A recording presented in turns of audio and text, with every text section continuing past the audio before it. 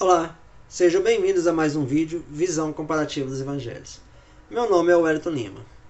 Estamos vendo agora quando os 12 discípulos foram chamados para serem apóstolos, o que aconteceu próximo a Cafarnaum, no ano 28 depois de Cristo. Vimos a primeira parte em Lucas, capítulo 6, versículo 12 a 16. Vimos a segunda parte em Marcos, capítulo 3, versículo 13 a 19. E agora nós vamos ver o que está relatado em Mateus, capítulo 10, versículo 2 a 4. Que esse estudo possa lhe abençoar. Vamos lá? Mateus, capítulo 10, versículo 2. E os nomes dos 12 apóstolos são estes. O primeiro, Simão, chamado Pedro, e seu irmão André, Tiago, filho de Zebedeu, e seu irmão João. Apóstolos. Este é o primeiro lugar em que a palavra é usada e vem de envio de uma mensagem. A palavra era usada antigamente para significar uma pessoa enviada por um rei para negociar qualquer caso entre ele e qualquer outro poder ou povo. Portanto, apóstolo e arautos são da mesma importância. Estes são nomeados 2 a 2, provavelmente porque foram assim enviados aos pares, conforme registrado em Marcos, capítulo 6, versículo 7. E chamou a si os 12, e começou a enviar de 2 a 2. A ordem dos nomes difere ligeiramente nas 4 listas, mas cada uma se divide em 3 quartetos, cada um começando em todas as listas com o mesmo nome. Os nomes são: primeiro, Pedro, com André, Tiago e João. Segundo, Filipe, com Tomé, Bartolomeu e Mateus. E terceiro, Tiago, filho de Alfeu, com Simão, chamado Zelote, Judas, filho de Tiago, e Judas Iscariotes, que é o último em todas as listas. O primeiro, Simão. O primeiro que foi chamado a uma presença constante em Cristo, embora seu irmão André o tivesse visto antes de Simão. Chamado Pedro. A palavra Pedro significa uma pedra ou um fragmento de rocha. Ele também foi chamado Cefas, conforme 1 Coríntios 1, versículo 12. E digo isso, que cada um de vós diz: eu sou de Paulo, e eu sou de Apolo, e eu sou de Cefas, e eu sou de Cristo. Essa era uma palavra sírico-caldaica que significa o mesmo que Pedro. Este nome foi dado provavelmente em referência à resolubilidade e firmeza que ele deveria exibir na pregação do Evangelho. Antes da morte de Jesus, ele era precipitado, impetuoso e instável. Depois, como toda a história afirma, ele foi firme, zeloso, obstinado e determinado. A tradição é que ele foi finalmente crucificado em Roma com a cabeça para baixo, achando uma honra muito grande morrer como seu mestre. Não há nenhuma prova, no entanto, de que isso tenha realmente acontecido em Roma e nenhum conhecimento absoluto sobre o local onde ele morreu. E o seu irmão André. Simão e André eram originalmente pescadores e habitantes de Betsaida, uma cidade situada na margem norte do lago de Genezaré. Mas depois que Pedro se casou, ele e seu irmão se estabeleceram em Cafarnaum, talvez porque sua esposa morasse lá. Antes de se familiarizarem com Cristo, eles eram discípulos do João Batista, que indicou Jesus como Messias. André não deixou escritos, motivo pelo qual não podemos julgar suas investiduras literárias, mas Pedro foi o autor de 2 epístolas que levam seu nome. Tiago, filho de Zebedeu, e seu irmão João. Tiago, filho de Zebedeu, o pescador, e João, seu irmão, o discípulo amado, que também foram chamados ao mesmo tempo com os 2 primeiros, enquanto pescavam no mar da Galileia. Tiago e João também eram pescadores. Eles moravam em Cafarnaum e parecem ter estado em circunstâncias financeiras bem melhores do que Pedro e André, pois o Evangelho fala de terem contratado servos para ajudá-los em seus negócios, conforme registrado em Marcos, capítulo 1, versículo 20. E logo chamou. Então eles deixaram seu pai Zebedeu no barco com os empregados. Foram após ele. Este Tiago foi morto por Herodes em perseguição, conforme registrado em Atos, capítulo 12, versículo 1 e 2. E por aquele mesmo tempo, o rei Herodes pôs as mãos para maltratar alguns da igreja, e matou a Tiago, irmão de João, pela espada. Acredita-se que João tenha sido o caçula de todos os apóstolos.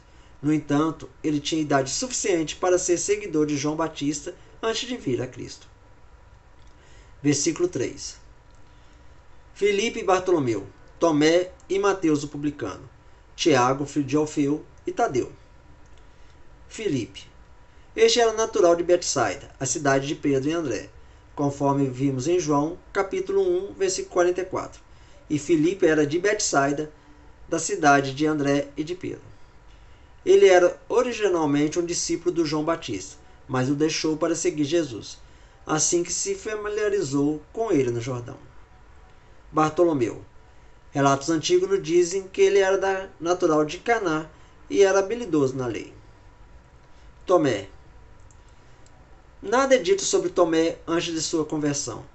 No entanto, porque ele é mencionado entre os que pescavam, supõe-se que esta era sua ocupação, conforme registrado em João, capítulo 21, versículo 2.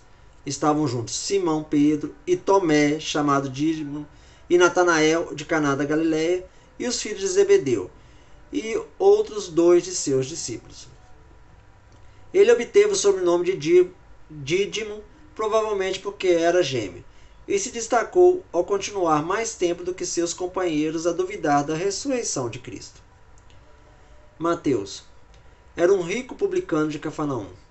Ele também se chamava Levi e deixou seu emprego remunerado por causa de Cristo.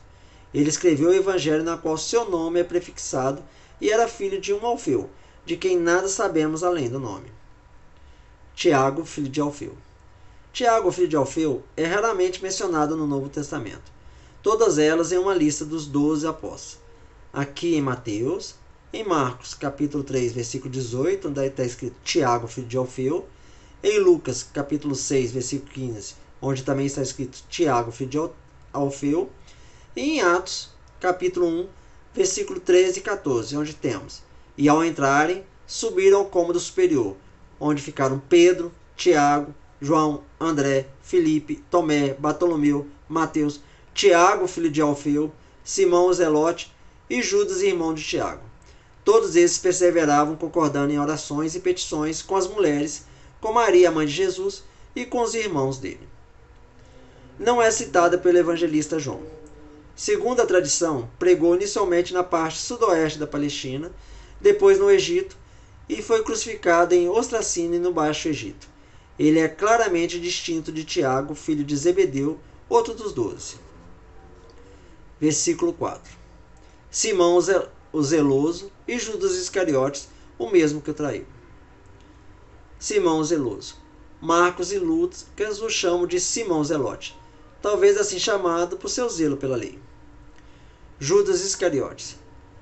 Como escara significa estrangulamento e Judas se enforcou depois de trair Jesus, alguns comentaristas parecem inclinados a acreditar que ele deve o seu nome dessa circunstância e que foi lhe dado somente depois da sua morte.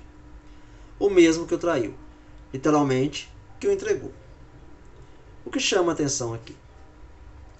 O relato de terem sido chamados é mais completo em Marcos e Lucas. Cada um desses evangelistas registrou a circunstância de sua nomeação. Eles concordam em dizer que foi feito em uma montanha, e de acordo com Lucas, isso foi feito antes da entrega do Sermão da Montanha, talvez na mesma montanha perto de Cafarnaum. Lucas acrescenta que a noite anterior foi passada em oração a Deus. Assim, as fundações da igreja foram estabelecidas em 12 galileus, a maioria provavelmente analfabetos, que, sendo a princípio totalmente ignorantes da natureza e do fim de seus cargos, e destituídos das qualificações necessárias para cumprir seu dever, com exceção da integridade, eram os indivíduos mais improváveis no mundo para confundir a sabedoria dos sábios, confundir o poder dos poderosos, derrubar as muitas religiões falsas que então floresceram por toda parte sob a proteção do governo civil e, em outras palavras, reformar as maneiras universalmente corrompidas da humanidade. Se a prudência humana tivesse sido a escolha de instrumentos para um empreendimento tão grandioso, sem dúvida teriam sido escolhidos os que fossem como notáveis para a ciência profunda, com forte raciocínio e eloquência predominantes. E essas preferências provavelmente teriam sido adicionadas com as vantagens externas de riqueza e poder. Mas eis a sabedoria de Deus, infinitamente superior à dos homens, que agia de maneira bastante diferente nesse assunto, pois o tesouro do Evangelho estava comprometido com vaso de barro, para que a excelência de seu poder fosse vista em todos os países como sendo de Deus, Por isso, por seu próprio esplendor intrínseco, bem como pela glória externa dos milagres que o acompanharam, essa religião demonstrou ser totalmente do original divino. Foi, portanto, com a mais alta sabedoria que os fundamentos da igreja foram lançados nos trabalhos de alguns fracos pescadores, pois com evidências irresistíveis demonstrou que a imensa estrutura foi inicialmente levantada e ainda é sustentada não pelo braço da carne, mas puramente pela mão do Deus Todo-Poderoso. Que este estudo lhe tenha abençoado. Nos vemos no próximo.